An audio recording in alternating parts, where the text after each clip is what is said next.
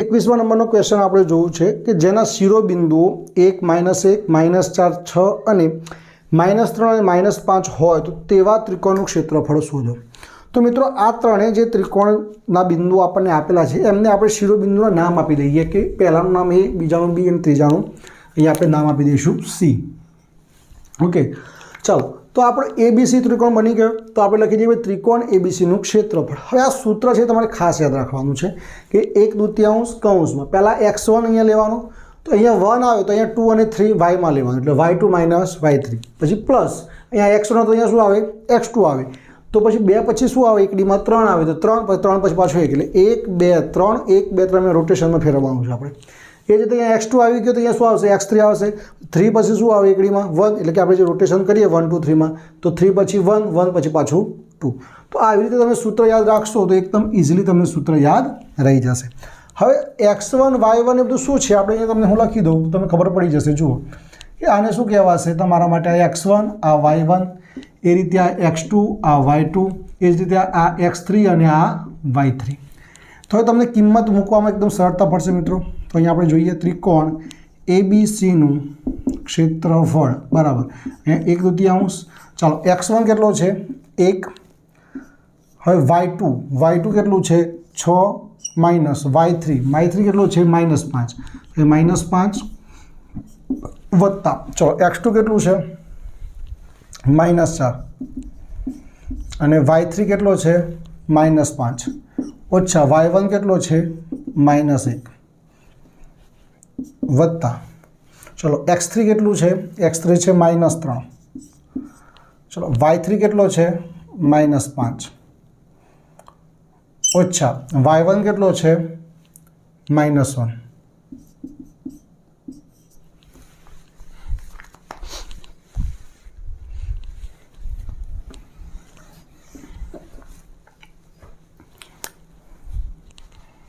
चलो अँ x3 કેટલો છે અહીંયા -3 છે તો અહીંયા -3 મૂકી દઈએ।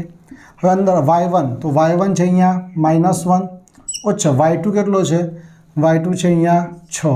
તો એવી રીતે આપણે સંપૂર્ણ જે કિંમત હતી એ મૂકી દીધી બરાબર। x1 ની જગ્યાએ x1 ની કિંમત, y1 ની જગ્યાએ y1, એ તમામ કિંમતો આપણે મૂકી દીધી છે। હવે અહીંયા 1/2 ને 1/2 ચાલો 1 નો 1 6 ના 6, હવે આ ઓછા ઓછા શું થઈ જશે વત્તા થઈ જશે।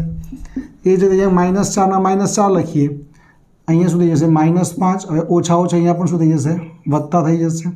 એ જ રીતે -3 ના -3 અને ઓછા ઓછા વત્તા થઈ જશે, 6 ને 1 -7।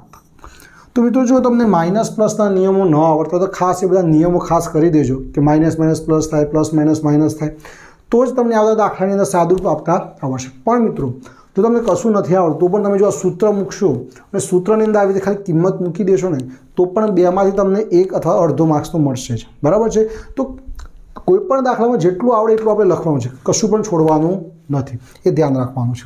ચલો અહીંયા 1/2 ને 1/2, અહીંયા 1 નો 1 6 ને 5 11 વત્તા અહીંયા -4 ના -4, ચલો 5માંથી 1 જાત કેટલા વધશે 4, પણ મોટી સંખ્યા માઇનસ એટલે માઇનસ વત્તા એ જે 7 3 21 માઇનસ માઇનસ શું થઈ ગયું પ્લસ થઈ ગયું।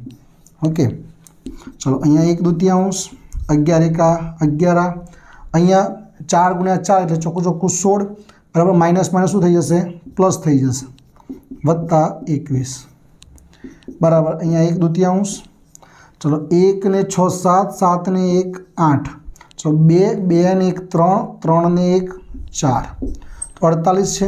હવે 48ના છેદ ઉડાડીએ આપણે તો 24 × 2 કરીશું તો 24 દુ 48, તો 2 2 ઉડી ગયા। આપણો જવાબ થશે મિત્રો 24 ચોરસ એકમ બરાબર।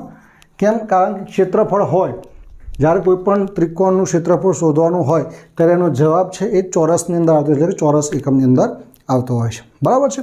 તો આ આપણો મિત્રો અહીંયા જવાબ મળી ચૂક્યો છે આપણને બરાબર છે।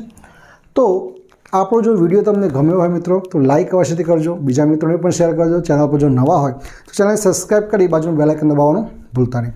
તો ચાલો મિત્રો નવા વિડીયો સાથે આના નેક્સ્ટ એક્ઝામ્પલ સાથે ફરીથી મળીશું। ત્યાં સુધી જય હિન્દ, જય ભારત, જય ગુજરાત।